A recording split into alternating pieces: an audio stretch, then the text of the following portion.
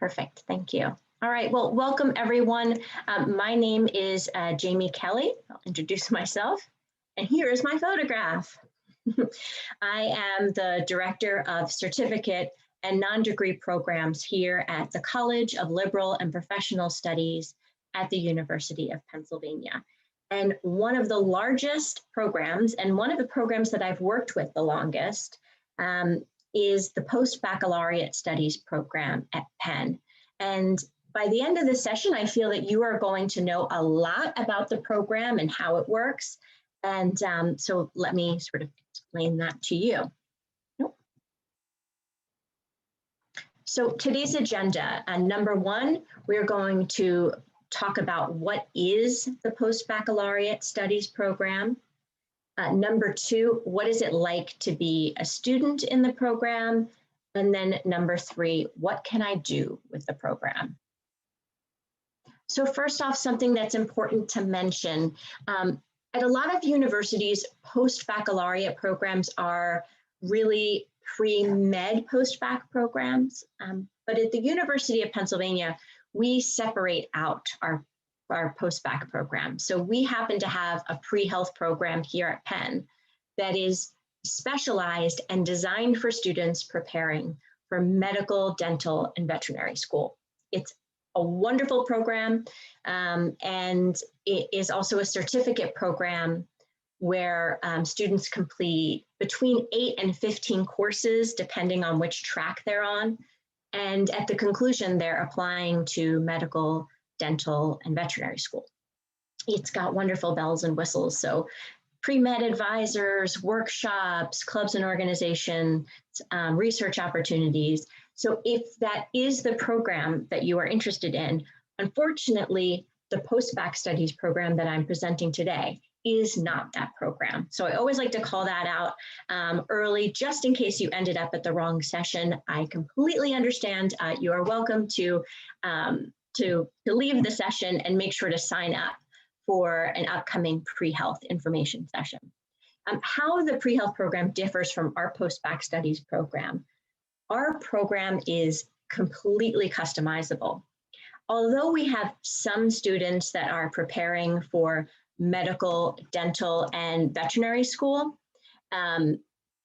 it's mostly students that only need to take, 1, 2, or 3 classes before applying. They're really far along and they're just missing a class or 2. They're not looking for that whole experience. And the primary reason why people enroll in our post-bac program is to prepare for graduate school, although there are other reasons that are beneficial that we'll cover in just a minute. So let me tell you about our program. In the Post-Baccalaureate Studies program at Penn, we have over 400 gifted students that already have at least a bachelor's degree that want to take primarily undergraduate courses at Penn. These students, I would say on average, are relatively recent college graduates, although I'll say we certainly have people that are retired in our program. So there is, a nice spread in terms of ages. I would say most commonly students in our program are working, many of which are working full-time, but again, it's not required. You can take classes full-time. And I would say in terms of graduate school preparation, students are probably more interested in PhDs than a master's degree. But again, it could be anything. Students join us from the Philadelphia area, the East Coast, the West Coast, as well as international students. So have a very vibrant student community. So let's sort of talk through these goals. So let's start in the middle with graduate school preparation. That is the most common reason students join our program. One example would be if your undergraduate major was English literature, but through, let's say, your work or your experiences, you've realized that a PhD in philosophy is what you want. You probably realize that applying now would probably not benefit you. You don't have the coursework, maybe not the research experience to move into that PhD program. So a program like ours can really help bridge between your undergraduate experience and your graduate experience by, completing courses at Penn, getting involved in research, clubs and organizations, and building up your resume and transcript to make yourself a quality applicant for graduate programs. So that's the most common. The other is career advancement. So I have seen students take writing courses, statistics courses, computer science courses, so many language courses that they need for their jobs, and do that through this program. And that's a great use of the program. And then lastly is personal enrichment. If there's something that you've always wanted to study and the best professors are at Penn, or you can only find classes like that at Penn, you're welcome to join the program, for personal enrichment. So I want to drop into the chat the areas of study information. So just give me 1 second.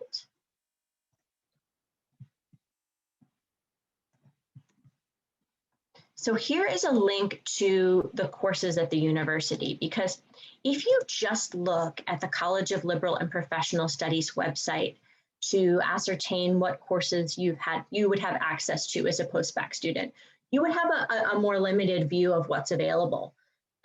Students in this program can take classes at Penn up to the 599 level, and those classes are in, for the most part, the 12 schools of Penn. So we have students taking courses in the School of Arts and Sciences where we're based, but there's also students taking classes in the School of Engineering and Applied Science, the School of Design, the School of Nursing, etc.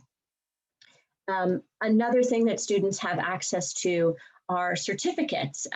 If you look at the Penn LPS online certificates, you can complete them as well in the Post-Baccalaureate Studies program.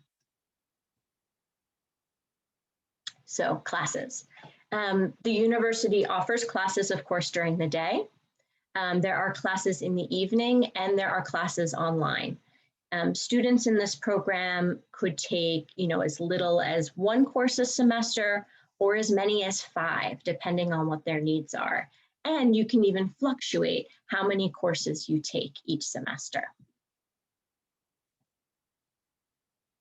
Advising. So every student in the program is assigned an academic advisor, and people like to hear sort of how this works. When you're admitted into the program, you'll receive a welcome email from your academic advisor, giving you the steps you need to take to set up your student record and get ready to register for courses, but also inviting you to your first academic advising session, where you'll start to sort of plan out the classes you're going to take at Penn and your goals at the university.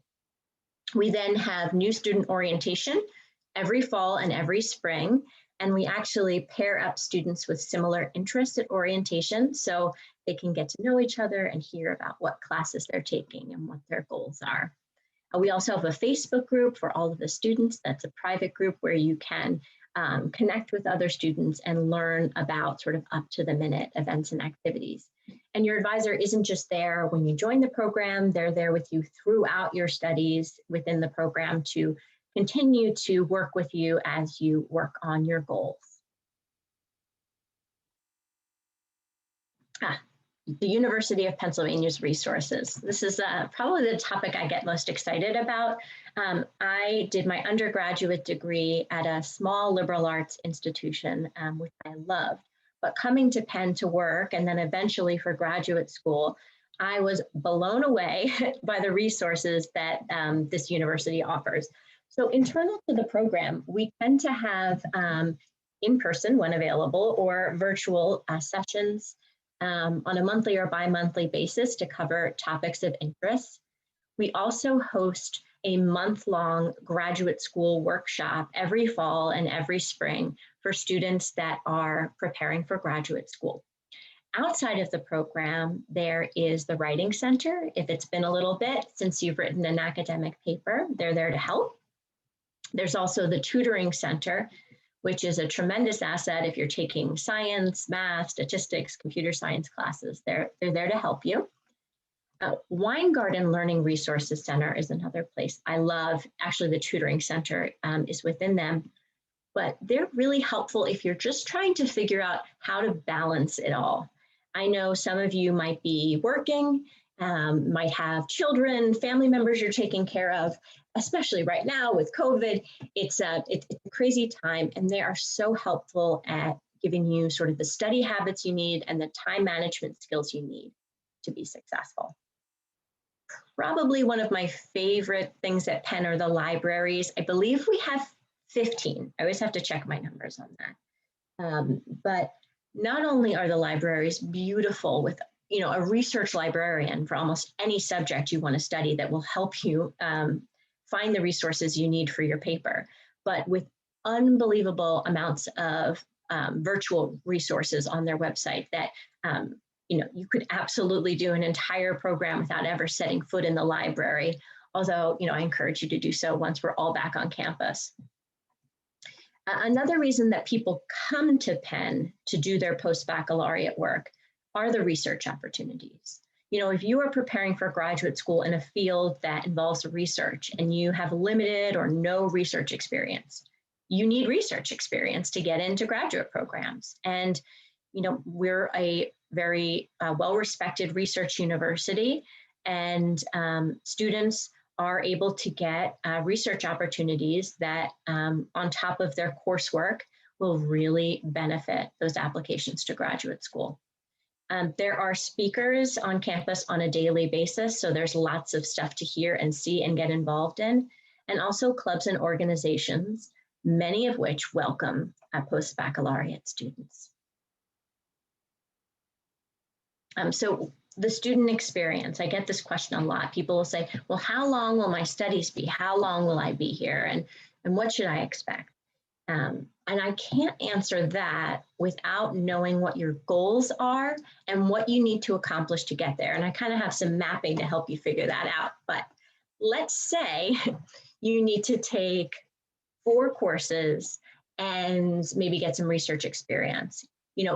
That might take 1 semester, that might take 2 semesters, depending on your availability and when the courses are available and how long you have for the research opportunity. So we have had students that are here for like 2 semesters. We've also have students that are here for 2 years. So it really depends on the pacing and your goals and the classes that you need. If you're looking at courses that are really sequential, let's say a math sequence or an economics sequence, that could make your studies a little bit slower because you have to take classes in a certain order. While you're a student here at Penn, you'll probably be attending talks in the department that you're interested in. You'll be receiving advising from your academic advisor in the post-bac program, but also the instructors that you're taking classes with at Penn and hopefully doing research with at Penn.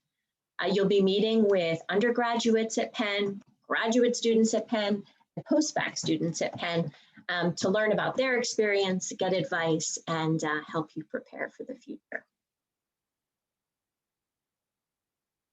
People often ask me as well, what are the most popular fields of study? So I try to update this every year, but at this time, these are the most popular fields of study in the post-bac program.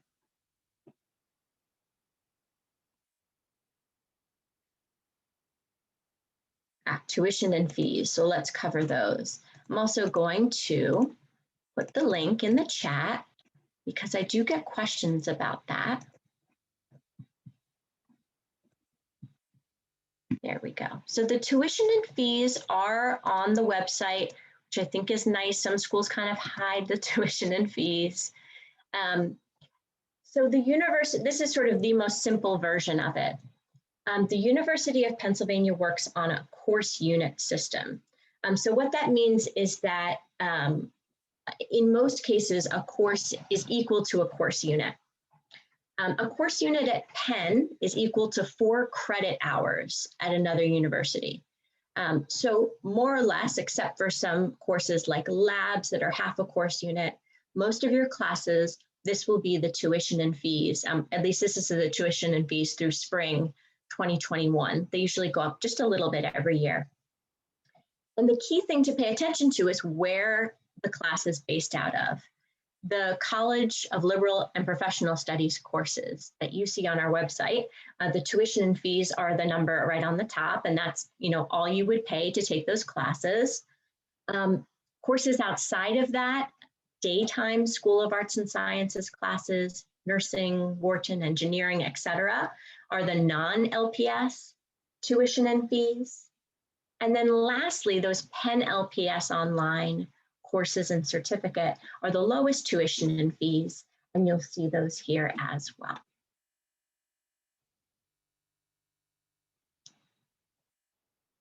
Financing your education. So I'll drop that in. How to pay for classes. So unfortunately, this being a non-degree program, students do not have access to financial aid. So there are a few options that have been popular among students in this program. The first is the payment plan, which breaks down your tuition and fees for the semester into 4 or 5 smaller payments. And those are available to sign up for usually about a month or 2 before the fall and spring semesters begin. Tuition benefits are vastly popular amongst Penn employees and employees elsewhere that are offered some tuition benefits or reimbursement by their university. And otherwise, people are, generally just paying out of pocket for classes. But I would say that these two are the most common ways people pay for classes. So a little bit about the application. I'm going to drop a link in here about the application. Okay. So we are currently admitting students for summer 2021 and fall 2021. And in order to apply, there are a few items that we need. We obviously need your transcripts from the previous institutions that you attended. There are 2 essay questions that we'll need, and we'll also need your resume. We do not require test scores or letters of recommendation. So I wouldn't describe this as a cumbersome application. It is rolling admission. So if you apply now, you'll get a decision in just a few weeks. What I would say that we're generally looking for are a few things. First, we're looking for students with at least a 3.0 GPA in their previous academic coursework. We're also going to take a look at how you performed in the type of courses that you'd like to take at Penn, if you took those classes. And with the essays, obviously, they should be well written, but in addition, they need to answer the questions. So when it says sort of why this program, why Penn, what are your sort of plans? Because you've attended an information session and gone over the website, you should be in a good position to answer that question. We're not expecting that you know for the next year exactly what classes you're going to take, but we want to know that you've taken the time to review the program, learn about it, and that this program makes sense for you. So that is, I think, what I would like to share. I think, Amy, you could probably stop recording and then we can move right into the Q&A.